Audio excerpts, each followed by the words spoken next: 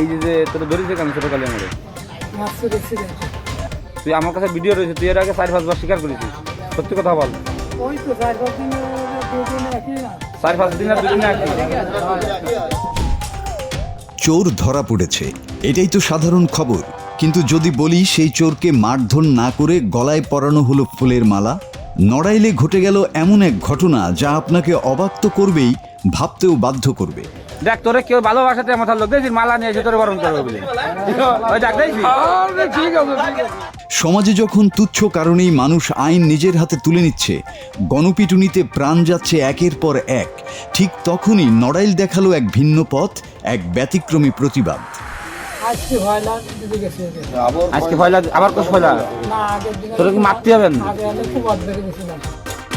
শুক্রবার ভোর নড়াইলের কালিয়া উপজেলার দক্ষিণ পাড়া, চারিদিকে নীরবতা, কিন্তু সেই নীরবতার আড়ালে চলছিল চুরি। মামুন শেখ একজন চেনা চোর। এইবার শুধু মাছ চুরি করতে আসেননি, সঙ্গে এনেছিলেন বিষ। ঘেরে বিষ ঢেলে প্রায় 10 কেজি চিংড়ি নিয়ে পালানোর চেষ্টা করছিলেন তিনি, কিন্তু শেষ রক্ষা হয়নি। ছোট কালিয়া মোড়ে এক পাহারাদারের চোখে ধরা পড়ে যান তিনি।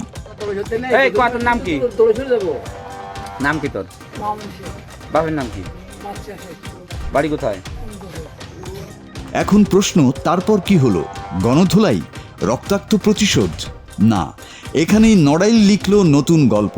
ক্ষুব্ধ মানুষজন মামুনকে মারেনি, বরং তার গলায় পরিয়ে দিল বিশাল এক ফুলের মালা।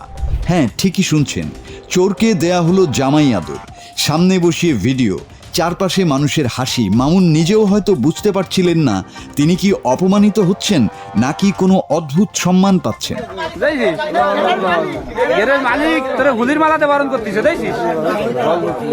তবে এই ফুলের আপ্যায়ন আসলে ক্ষমা ছিল না। ঘের মালিক পুলিশে খবর দিলে কালিয়া থানার ওসি ইদ্রিস আলীর নেতৃত্বে পুলিশ এসে মামুনকে বিষের বোতল ও চুরি করা মাছ সহ আটক করে। জানা যায় তার বিরুদ্ধে আগেও চুরির অভিযোগ ছিল। এবার সরাসরি মামলা দিয়ে তাকে পাঠানো হয়েছে কারাগারে।